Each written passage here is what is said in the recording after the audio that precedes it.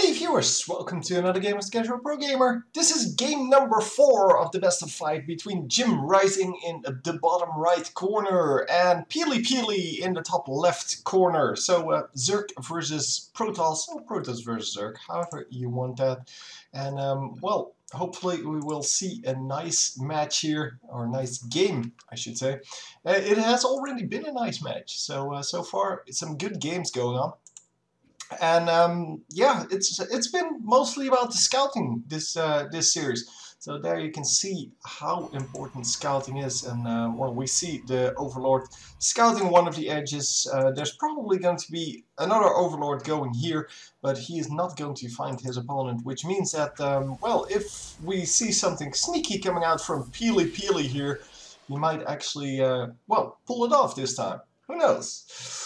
So same goes for the Zerg player, of course. If the Zerg player just gets out an early expand, and maybe even double expand, that might actually go unnoticed for quite a while, but it all depends, of course, on when the scouting probe is going to go out.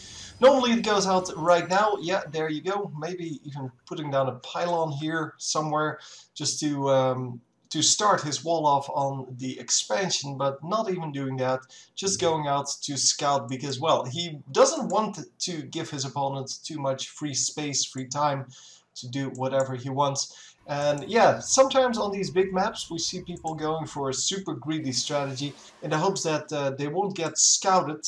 The expansion does go out, but the second expansion will not be in time, obviously, to fool this probe, and therefore, well, we're going to see a relatively normal strategy. I'm wondering why there's no expand coming out from our Protoss player here. So I have to think that he's trying to go for something, well, rushy, or at least be ready for if the Zerg player goes for that.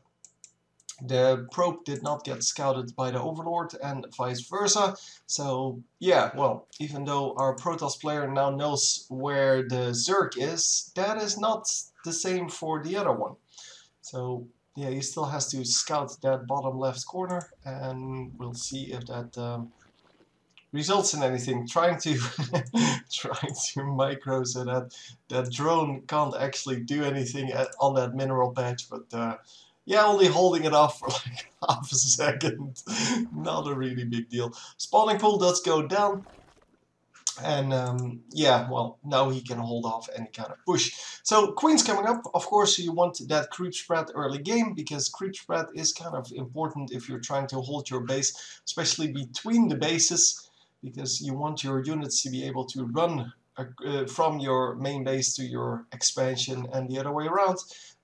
If, well, that is needed. I mean, for drops often happen on these edges like here, and if you have no creep there, or if you have no creep between your expansion and your main base, you're going to lose valuable seconds in the defense, and that's not what you want, obviously. So finally we do see the expansion coming up, so just a really safe play, I guess. Not really going for anything fancy, but I expected a little bit more of a, well, daring strategy here, because, well, it is a very big map and you can actually get away with it most of the time. I'm not saying all of the time, because sometimes the Zerg will just scout you instantly and you might be in trouble if you go too greedy. Yeah, the Zergling's not going to get through. One of them even gets killed. Zerglings without speed, not really powerful when it comes to these kind of run-bys. Especially if there's a zealot here in the middle, you can't actually get past it. But yeah, that's why it's there, right? I mean, it's there to hold off that scout and just to make sure that nothing happens. So the Overlord is coming in. It does see that these gateways are turning into warp gates, which means that now we can actually warp in some stalkers whenever we want to, which is awesome. So 3 gateways already there. Stargate is coming up and it is producing an oracle, and we will have to see if that actually, well, nice. He does keep it alive. The probe is still alive. That's the same scouting probe of, well, the early game. And we do have some zealots that he produced earlier, just fighting a bunch of lings. Yeah, they're going to get taken down, but they took quite a few with them, so yeah, it's all good. 11 versus 3. It's just about the same. I mean, it doesn't actually matter. It's all about just the pressure. You want to keep the pressure on. Well, both players want to keep the pressure on. The speed has been done, as you can see by the little wings. And we do see a little oracle here coming in. The queens are going to be very good at holding that off. But if he can keep his oracle alive, that is going to pick off so many drones. Already gets 3. Might actually get a few more, but he's in a really difficult spot. No, don't run towards the queen. What are you doing? Oh my god. In the meantime, though, there's a little bit of an attack on this this warp gate, but yeah, a warp gate at 240 HP is still the same warp gate as one at full health. It's going to regenerate the 500 shield, and then yeah, it doesn't even matter anymore. So useless damage, sacrificing a lot of links to get that useless damage. 29 links killed now. Well, there might be a drone or two in there. Let's see. We can actually see that, right?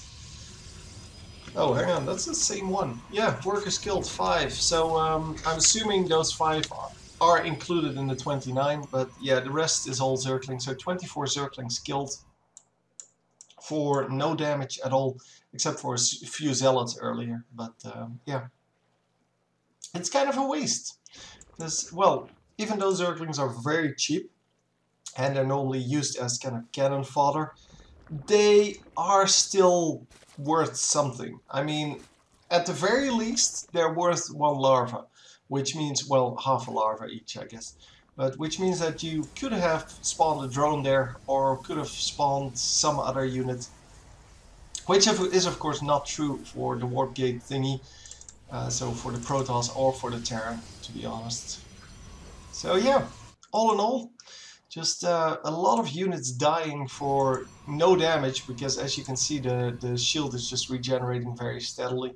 There's no force coming to do damage to that. And we actually see a Void Ray out now. So I don't know where the... oh, yeah, well, found it. I wanted to say I don't know where the Oracle went, but the Oracle is still alive. Well, the second one, because the first one, of course, we saw that died. One Zergling running towards the base, and it... oh wow, blocking that off. He did wall it off with a pylon, so it's not going to result in anything. No run-bys this time, but also no Zealot on the front. So we see some warpins here, and the warpins are actually good enough to pick off this little roach force that was there. Of course, that is why we have the Void Rays. The Void Rays do insane damage against armored units. Yeah, as you can see, 8 damage per tick, and yeah, there's just... wow, he already gave up. Wow, that's the second time he gives up just when he spots the army. So really needs to work on developing his army a little bit better. Another greedy build, so 3 bases versus a 2 base opponent is not that greedy, but apparently went for too many drones and just, yeah, I don't know. I don't even understand why he didn't expect this this army. I mean, obviously your opponent is going to have an army if you do no damage. And he sacrificed so many links and he didn't rebuild anything. I don't know if there's an army tab that I can still see. That's units, right? Yeah. So yeah, currently has some roaches and some hydralisks and, well, literally a couple of Zerglings. But nothing to deal with this army. I guess the fight over here was a little bit... let's rewind it a few seconds. The fight that he went in right here,